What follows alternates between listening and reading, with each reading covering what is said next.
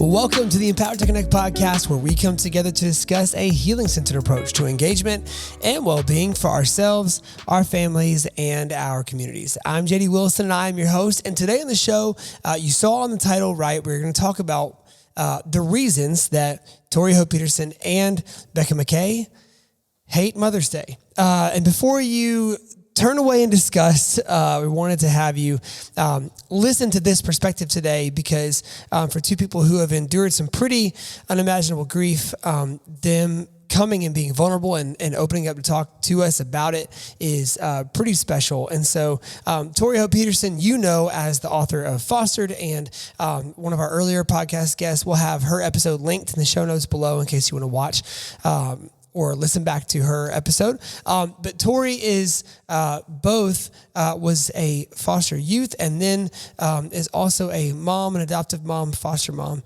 an author, a speaker, a teacher, a wife, just a lot of different things. And so she joined us to talk about a unique perspective that she has on Mother's Day and the reasons that it has been tough for her in the past. And Becca McKay, who is on staff with ETC, you know her from a million appearances on the podcast. Becca joins us to talk about just unimaginable grief that she's experienced related to Mother's Day and why, when this time rolls around every year, it is difficult. Now, the reason we wanted to have both of them on today to talk about this is that it is just so important to have perspective that is different from your own. And maybe today will resonate with you. Maybe this is something that you have indeed experienced yourself and you feel seen and heard by having these guests on today and this topic on today. Or maybe this is the furthest thing from your mind. Either way, we've felt like this was an important perspective to share because we just never know what people are experiencing around us. And so without a personal conversation with every person we experience time with, there's no way to really know what people are going through. But if this is an experience that you now know of and can empathize with, this might allow you to build in a deeper connection or a friendship with somebody around you who's experienced this same emotion or these same circumstances. And so we're extremely grateful for Becca and for Tori joining us and being so vulnerable and open and sharing their hearts. And so without any further ado now, here they are, Tori Petersen, Becca McKay, on the topic of why they hate Mother's Day.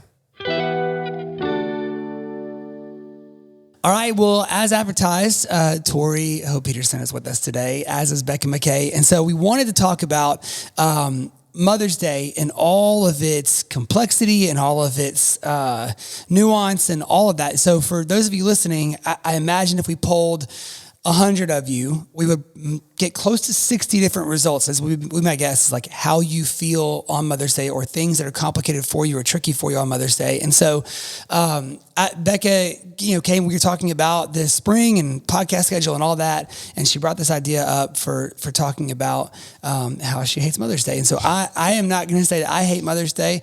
I'm going to stay largely silent in this conversation because I'm not a mother, but we are just going to talk through a lot of this. And so why don't we start with this? Becca, do you mind just kind of framing for everybody who's listening, like kind of your thought behind, here's why we want to talk about this today, and then we can give kind of Tori some background information too, and then we'll get into it. Absolutely.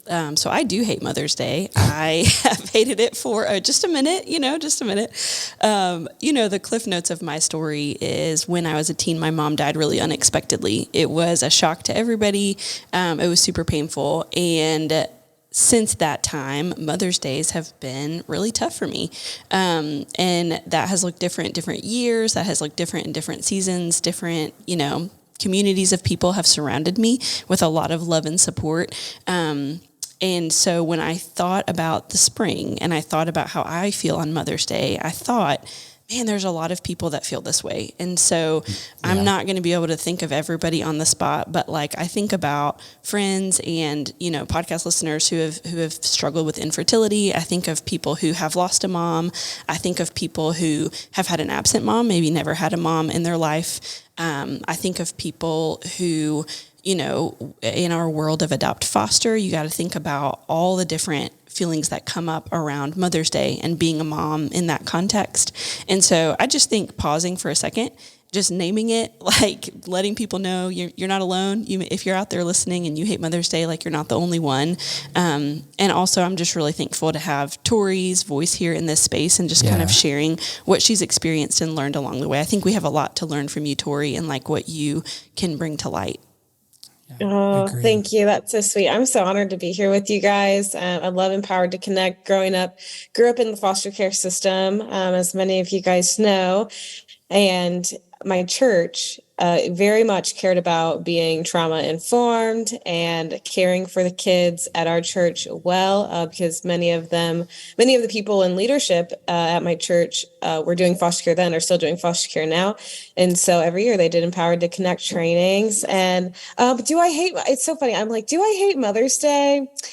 I don't know that I hate it anymore because I am a mom. And so I get love from my children and from my husband. And my husband is always like, you're such a good mom. And it's such just this redemptive gift to be a mom after coming from the background that I did coming from a very abusive home, growing up with a single mom who was very abusive, mentally ill.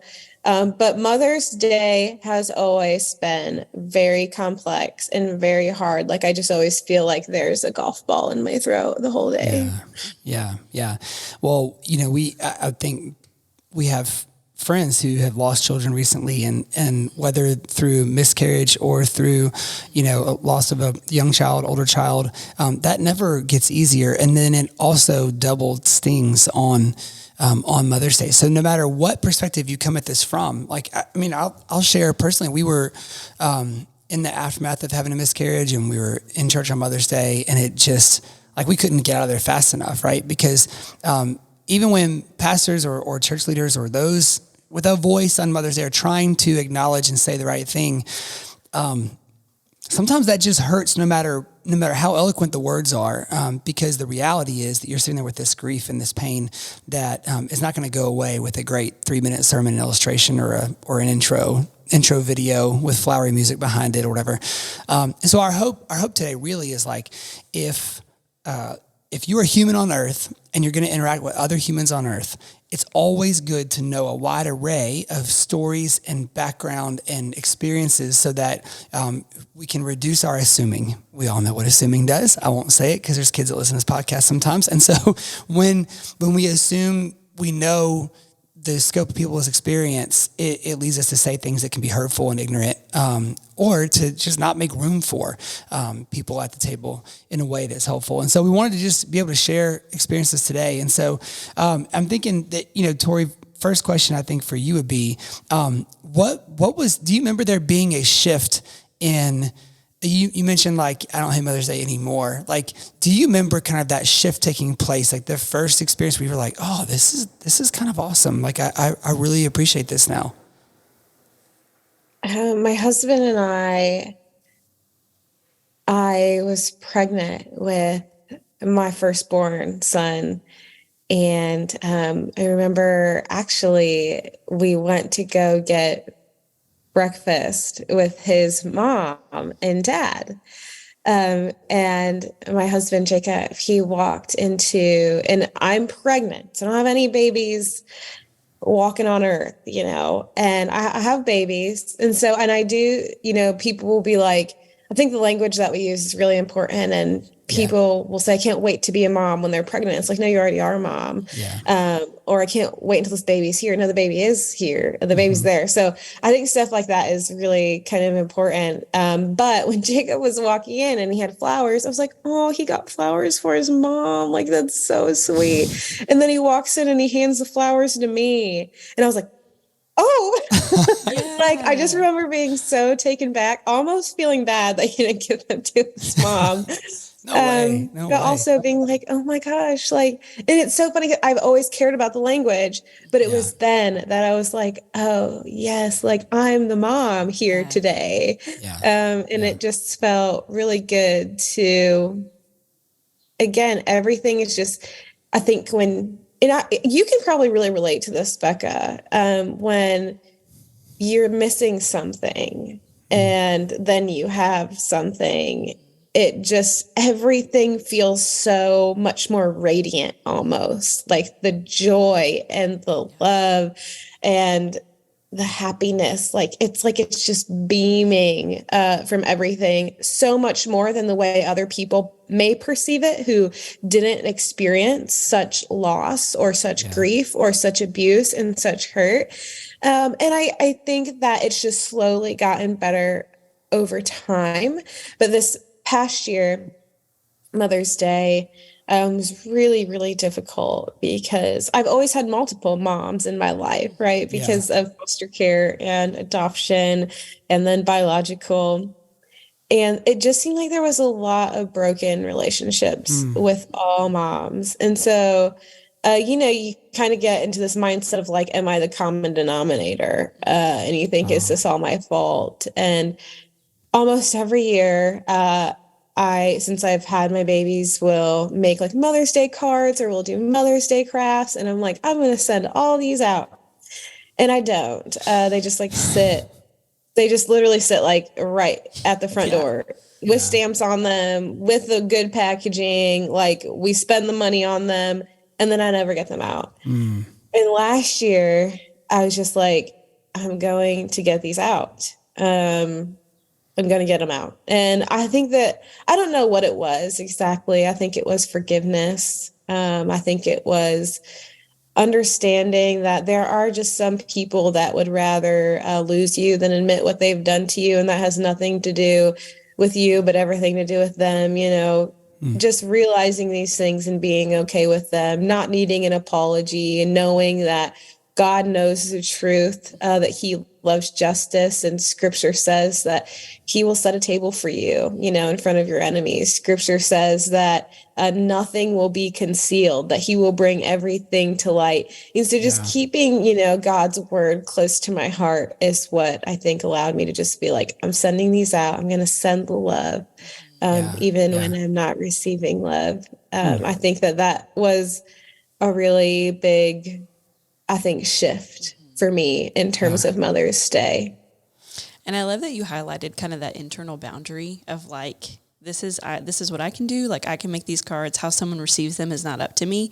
Yeah. And I think for me, thinking about Mother's Day, it's still hard. I'm not a mom. Not too long ago, we lost my stepmom. And so it's, it's hard. It's still hard, but it's not as much so as it was when I was a teenager. And I think some of what has changed is my own, like, self-agency, like what I can do to take care of myself on those days, like what I can do. And so I think a lot of times, whenever it's new or it's especially painful or it's raw, you can feel really angry at people for how they are or are not talking to you about it, or like how they are or are not engaging with you.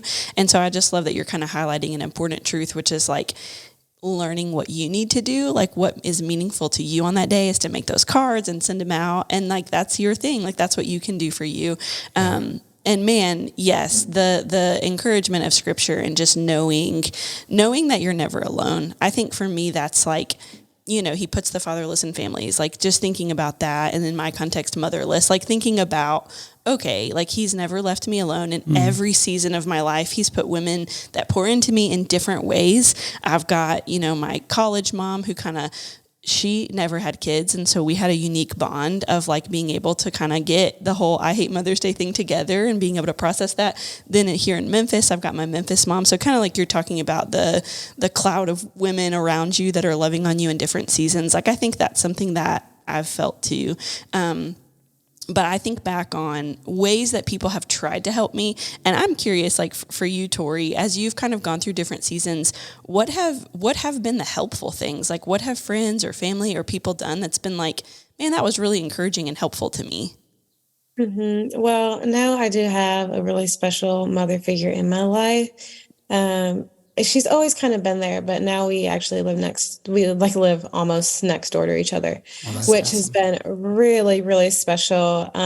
So when I was in the foster care system, before I went in the second time, I went in 2 days before Christmas. And this woman named Tanya, she would actually come and pick me and my sister up when we were living in our first family, when things got just dangerous and crazy. She would come pick us up and she would feed us at her house. She would take us to church. She would let us stay the night. She was just like everything that I needed, this gentle person. And she was always very encouraging. And she's hates being touched, but she would always I love being touched. So I my love language is touch. So she would rub my head, and she was just a great person. And then I knew from a young age that I wanted to be a mom. But then as I got older, you know what you don't want to do, but you don't know what you do want to do. And you don't know even if you do know what you want to do, you don't know if you're going to be able to do it. Yes. And watching her be a mom, she has 2 biological children, really has shaped my motherhood. And she's just shaped also who I am as a community member and who I am as a lover of people and a disciple of Jesus, because I've been able to watch her do it so well and so gracefully. But when we went into the foster care system, again, 2 days before Christmas, she didn't want us to go in because she's like, how do we know if the family has presents for them? Just worried about, they have family traditions and they're just being thrown in. And so we went to Tanya's house before we went into the system. And of course, she got the church to get us all of these presents. Me and my sister had way 4 times the amount of presents than her 2 biological kids had combined. And I opened all of them on Christmas Day and I said, can I go return these to Walmart? And can I get something better? Can I get gift cards? And I just want to buy other stuff with it. And she said yes. And the next day, everyone knows what the Walmart return line is, the day after Christmas. Yes. And so she stood in that line with me so gracefully, so kindly, so patiently, everything that love is. She stood in that line with me with it. And we returned everything. And then I went on my little shopping spree. And then I become an adult. And I look back and I'm like, Tanya, why did you let me do that? Why didn't you teach me a lesson on thankfulness? Why didn't you tell me I needed to be grateful? Because really that's not appropriate behavior, right? If my kid came to me and asked that, I would be so disappointed in my child. And she said, that's just not what you needed in that moment. That's not what would have communicated love to you. And till this day, she is one of my best friends. I never thought I'd be able to say that I had a mother figure as a best friend. She's my best friend. I go to her house almost every single night. And she's just my mentor, my minister, my confidant. And that has really been one of the things that has helped me the most, because we know, when it comes to healing trauma, we can do it with medication. We can do it with different modalities of therapy, and all those things are good. But the most efficient way to heal trauma is to have experiences that directly contradict the traumatic experience. Yeah, and what Tanya does is she contradicts everything that I endured and experienced in my first family. Yeah. God, I mean, I would love to think that I would have that same level of grace with one of my kids and be like, absolutely, let's go get in that line that feels like literal hell. And yet, I think right now, I mean, that is a powerful, powerful picture of love and patience, and to know that that's then setting a framework for you. Here is how a loving mother, cherishes her kids and shows them that love, right? And she didn't have to be your biological mom to teach that lesson to you, but I would imagine, and I don't want to assume, but I would imagine that plays into moments that you have parenting now, right? Oh, yeah.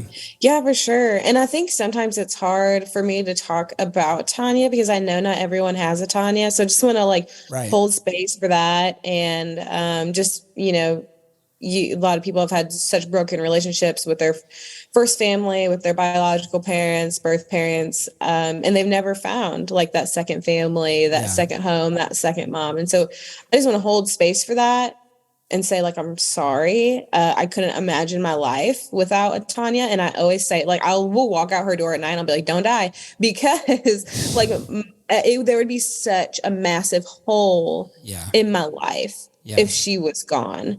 And I actually have a really close friend who's a former foster youth, and she had a Tanya. and her Tanya passed away of cancer. And ever since, she's been pretty just like distant from community, understandably, right? Because she's so hurt. She's just been grieving for so long. But that's so understandable. But I also just want to encourage people, like, even if people failed you when you were grieving, if people didn't know how to react when you had no one else, like, continue to put yourself in community, continue to tell people what you want. Like, don't be scared to tell other mama mentors, like, I need a mama mentor in my life. Like, I need someone that I can, like, come to their house. And like the thing that Tanya does for me is I know where the key is. I always say love comes with a key, because I know exactly where the key is to her front door, and I can walk in at any time. When she's not there, she is there. It's just like the safest place to me. Yeah. And you can tell people that you need that, because a lot of times people want to fulfill needs. They just don't know how. Yeah. They don't know what you need. And people also don't want to be pushy. Like, people don't want to say, especially I think in the culture that we live in right now, where people are so easily offended. Yeah. People don't want to be like, hey, this is the person I want to be in your life. Yeah. And then hear like, well, I don't need advice from you. Why do you think I need mentorship? I don't need mentorship. So just tell people, if you're really seeking something, don't be scared to go out and find it. Your community, your people are out there, even if they've been really hard to find. Mm-hmm. That's really great, Tori. And Becca, you talked about that, right? Like, about having that and having that be so therapeutic for you. When you think about Mother's Day through the eyes of the grief that you've experienced, like, what are the ways that people have successfully or helpfully loved you on Mother's Day or thought for you? So if we're thinking of folks in our own life who are going through that, what might be some ways they could approach, being helpful? I think it's, the first thing is, don't make it weird. Like, I think the worst Mother's Day experience I had was when I was a freshman in college, and my brother had gone to this church when he was in college. So everyone knew my story, not from me, but from my older brother. So I show up at college, I go to the church, it's Mother's Day. It's my first Mother's Day at this church, and I don't realize this is like a big deal. Like, this is a big day. They have like the photo booth, they have all the things, and like probably 10 different women like came up to me during service to like shed a tear with me and like cry. And I didn't know these people. Like, I was new to town. Like, this was not my people. And it just made it weird, like, to have that much attention on me from all these people that I didn't know. So I would say the most helpful thing has been the quiet, consistent, faithful friends, like the people who have been patient with me on years when I've been like, I just want to yell. And they're like, okay, like, tell me. Or the years when I'm like, hey, Miss Winnie was my college mom. Like, hey, Miss Winnie, can we just like go see a movie on Mother? Can we just like not go to church today? Can we just have breakfast together and go see a movie and like not think about how sad we are? And she's like, yeah, that sounds great. And like, we would do it. Or years where, so I think there's not one answer. And like Tori said, people are easily offended, and you can always say or do the wrong thing. But I think like the people who have been like, I don't really know what to say, and given me space to be like, I don't really know what I need either. Like, can we try that? Like, can we try this year? Can we try that this year? I didn't go to church on Mother's Day from that day in my freshman year of college. That was so hard up until I think last year. My husband was like, I think it would be nice to go. He's like, I think our church is going to handle it really gracefully. Like, the people there, they love you. It's not the same situation. And I went, and it was a great day. Like, I was able to celebrate my friends. Like, I was able to feel like a little bit more peace. And so I think that has been like, what is that now? Like a 15-year process. Sure. So just like the people who have been consistently, patiently loving on me and giving me grace whenever I have the like blow ups or like the hard days or whatever else. But I would also say, like, know your people and offer, but don't force. Like, that's a big thing we talk about here all the time. Offer, don't force. Yeah. I felt like the freshman year experience was people kind of forcing themselves to care for me in some kind of way versus just being a little bit more of a quiet offer, if that makes sense. And then like Tori said, if you are somebody who's experienced any of the circumstances that make Mother's Day hard, give yourself grace and time, but also ask for the key, like advocate for yourself. Like, I love that. I love that picture that you're giving, because I think you're right. People want to love and they want to give and they want to be generous and hospitable, but they don't want to say the wrong thing. And so I don't want people to hear this podcast and be like, oh my gosh, I feel worse now because you said don't make it weird. I don't want people to be scared or like skittish, but I just think hold it loosely, offer, be patient, be kind. And if you're going through it, give yourself time to, like, the first couple years were really, really, really hard.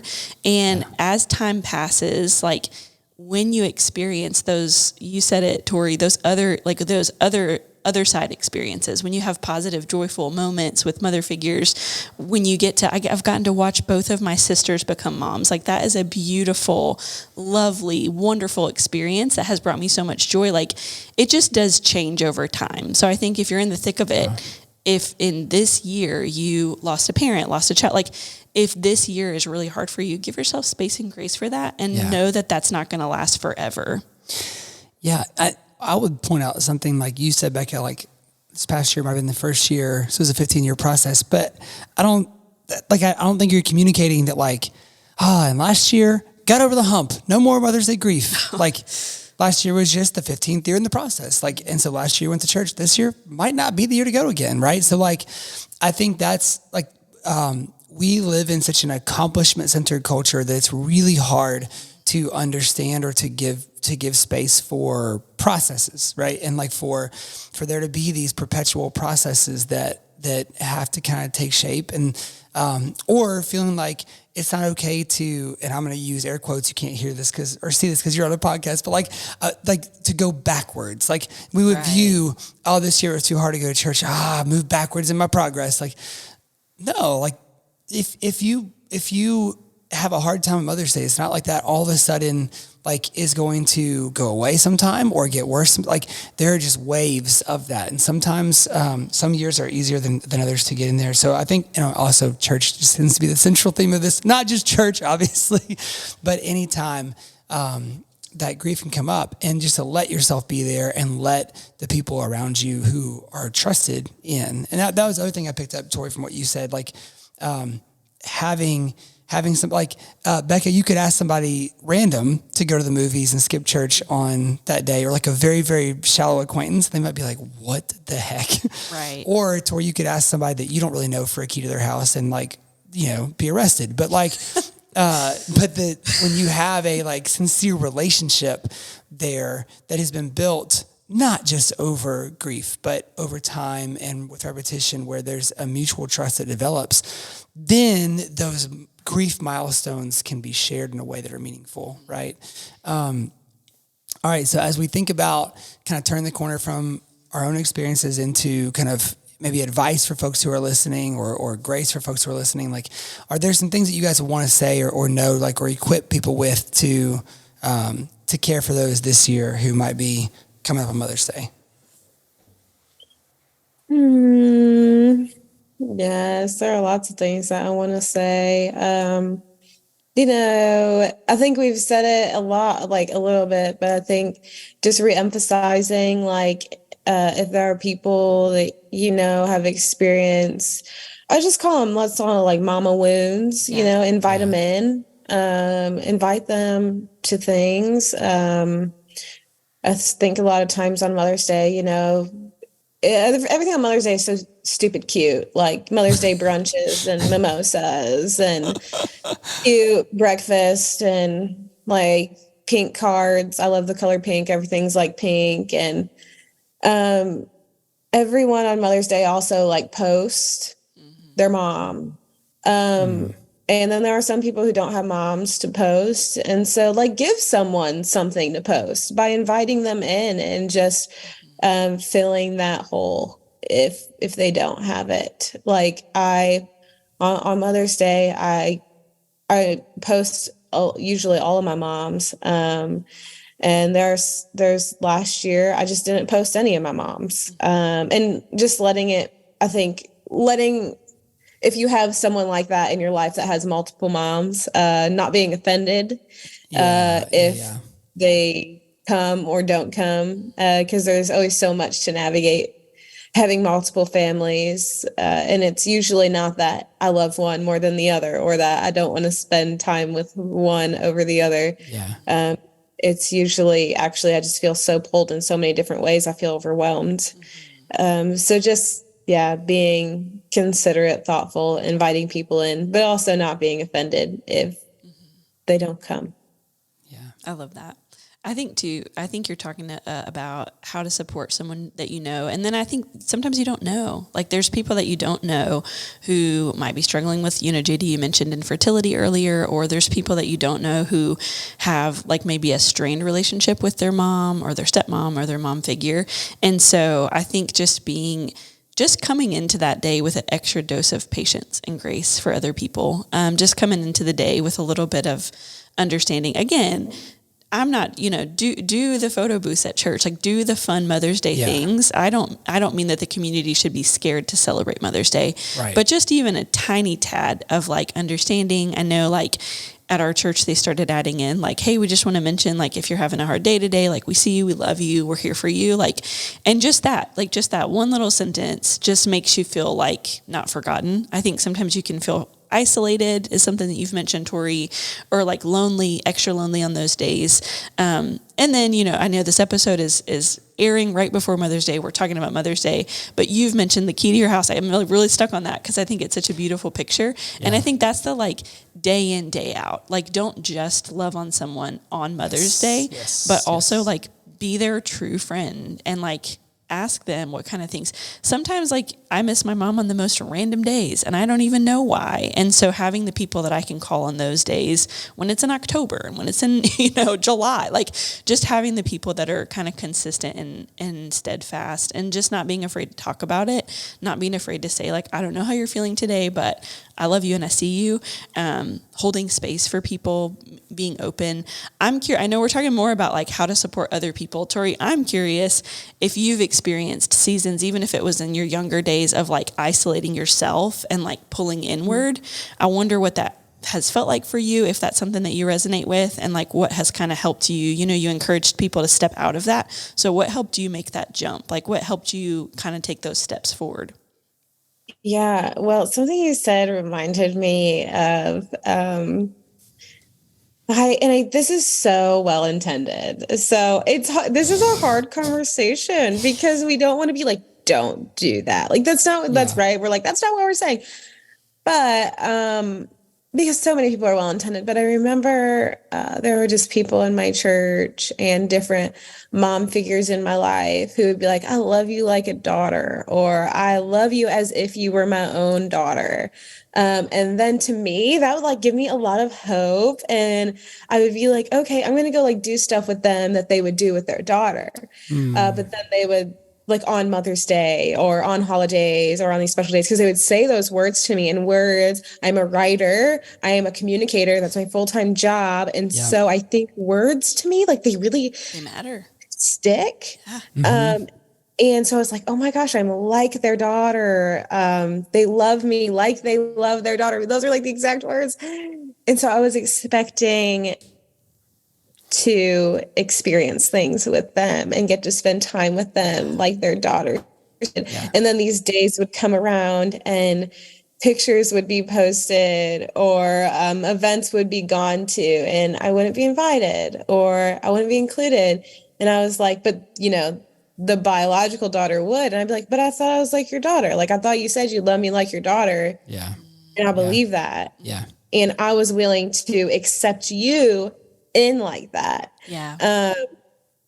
And then I don't feel like I was invited in like that. And so I think just being weary of the things, being careful, being mindful of the words that you use are helpful to those who are experiencing something like this. But I would definitely say that was during that time. I would say it was probably like college and then early adulthood that made me draw back a little bit because I felt like I was angry at the inconsistency and it almost felt like a lie. I can look back. I'm as just someone who is more mature and has more grace for people now and be like, oh, they were trying to be like, we love you. You know, they were just trying to simply be like, we love you a lot. But they really couldn't give me what I was expecting or what I had imagined or anticipated when I heard those words. Because when you grow up without a mom or with a mom that doesn't fulfill what a mom should, you grow up with all these expectations and hopes for other people fulfilling them. And I'd say that's definitely a time that, and a thing that has made me pull back a lot. And there are still moms today that I am pulled back from, because to have them in my life would not be safe for me or my children.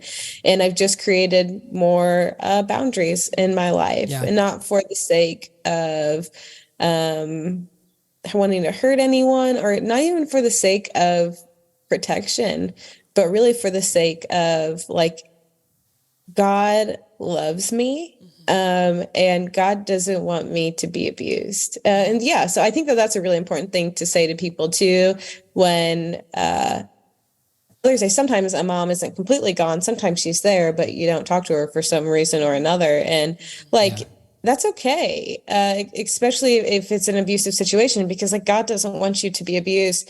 And one of the stories that I always go back to every Mother's Day, I just like kind of pray and meditate on Genesis, because Eve didn't have a mom, but she did have a heavenly Father.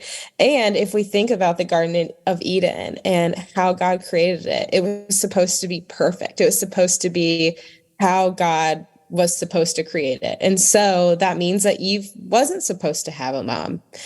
She was just supposed to dwell in the presence of God. And that was her fullness. That is what brought her great joy. And so when I'm feeling lonely on Mother's Day, I just think of Eve, and I think of the strength and resilience and the love that she had to have for God to live without a mom. And I just think I want to have that kind of love for the Lord, to just feel so overflowing with joy on this day because I have him. Oh, what a beautiful example. And then she had to turn around and be a mom. And so thinking about people who have had to do that, like you've had to be a mom without that kind of example in your mind. That's wow. I've never thought of that. I'm gonna have to think about that. That's like a really beautiful insight. Thank you. Yeah. I remember it was like probably in 2019 or 2018. Someone asked me to write a blog about Mother's Day, and I felt so stuck. And they wanted me to write it from a biblical standpoint, and I was like, I don't know. Like, I don't know how to do this. Because it just doesn't feel like enough to say like God's love will cover over it. Yeah. Because it will. But also sometimes like people say that and it's like a Band-Aid where like really we got to do more to the wound. Okay. Like it doesn't just deserve like this Band-Aid. It probably needs a bigger Band-Aid, and it probably needs some like salve and balm on it. And so what's the balm that we can add? And just in like praying and trying to figure that out, I was like, oh, Eve didn't have a mom, but she had God. And that is like so cool. Yeah, I think that's a good word, Tori. Like you don't see somebody walk out of open heart surgery with a little like Band-Aid brand like thing holding the chest together, right? Like there's an intense healing process to that. And I think, gosh, I'm glad you said that. When we have these traumatic deep wounds, we have to kind of have that mental picture of the bandages and breathing assistance and around the clock medical care and all that's involved in recovering from a major traumatic health event. And we have a framework for that. Like I'm not trying to go shake somebody's hand that just broke the wrist, right? Like, but I will be like, hey, I know today it's hard for you. How you doing? Like I won't, but sometimes people will. And so I think we have to kind of keep that in mind. And so as you're listening to this, you might kind of think, well, crap, how am I supposed to know what somebody's going? You don't have to. But I think if we have these reminders going on, if you sense something out of the ordinary, now you have a few extra categories you can put something in to then, if you have that kind of relationship, say, hey, did I offend you in some way with this? Is there some reason this is more hurtful than usual to you? And can I talk to you about that? We can kind of engage in that in a different way. If you're aware, there might be some other things going on.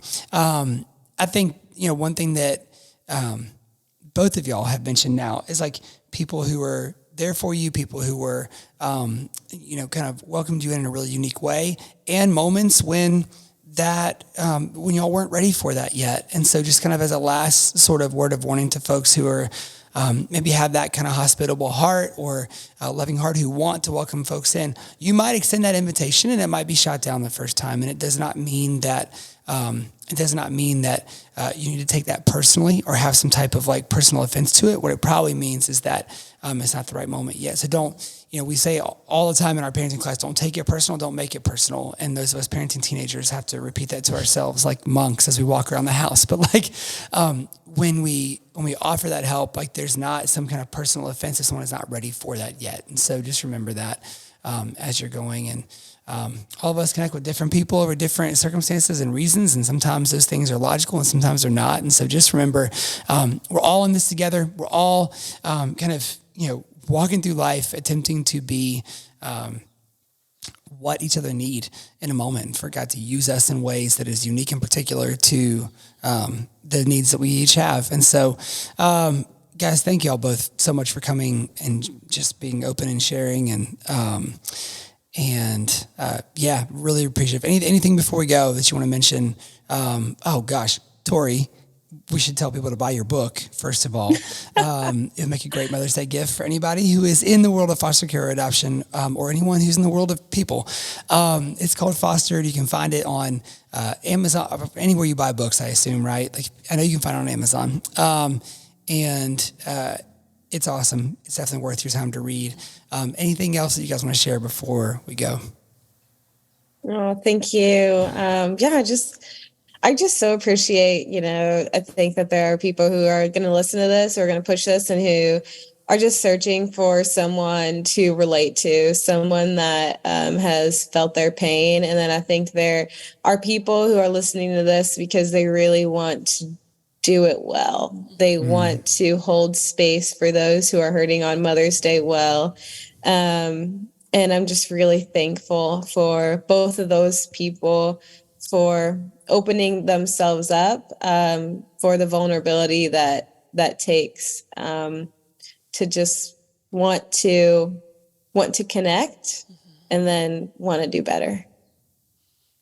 It's been great talking to you. I've really appreciated your insights, Tori, and just your story. And I think, man, there's a lot of things I'm going to keep thinking about as I go from here of what you've said, but I just really appreciate the grace and the patience that you display for the people that you love. It's evident in everything that you ever talk about or post or write about. And so I just think, be a Tori, be a Tanya, be somebody who exudes love to other people, because we don't know what everybody's going through, but all we can do is just try our best to love them well. So just thankful for you taking the time to talk with us today. No, thank you guys. Thank you so much for having me. Of course. And now that you've been on twice, like you're a recurring guest. And so that means you're just basically part of the staff here with us. And so we'll just have you on. It means you have to say yes whenever we ask you on from now on. That's I love it. So. Yes. I love it. Awesome. As long as it comes with benefits, I'm here for it. Absolutely. Right. Absolutely. We're here for it too. All right. Give me some health insurance. That's awesome. We'll work on that. All right. Thanks. Well, great stuff from Becca and from Tori, and just a huge thank you again to them for joining us today. It is not easy to come and bare your soul like that and share such deep personal things about their lives, and yet they both do so with such grace. And so we're really grateful for both of them. And hopefully for you listening, this either was balm for your soul because you felt seen and this is a perspective you share, or this is a perspective that was really good to open your mind up to, and that you now know a different experience than one that you've known before. And so as we go into Mother's Day weekend, let's be mindful of those around us, be mindful of their journeys in relation to whether it's parenting, mothering specifically, being mothered, anything around Mother's Day can bring both great joy and deep hurt and pain. And so we just are wanting to make sure that we are being mindful of the people around us this weekend and making space for them as well. And so our huge thanks again to Becca and to Tori. A big thanks to Kyle Wright, who edits and engineers all of our audio. For Tad Jewett, who created the music behind the Empowered to Connect podcast. For everybody here at ETC, I'm JD Wilson, and we will see you next week on the Empowered to Connect podcast.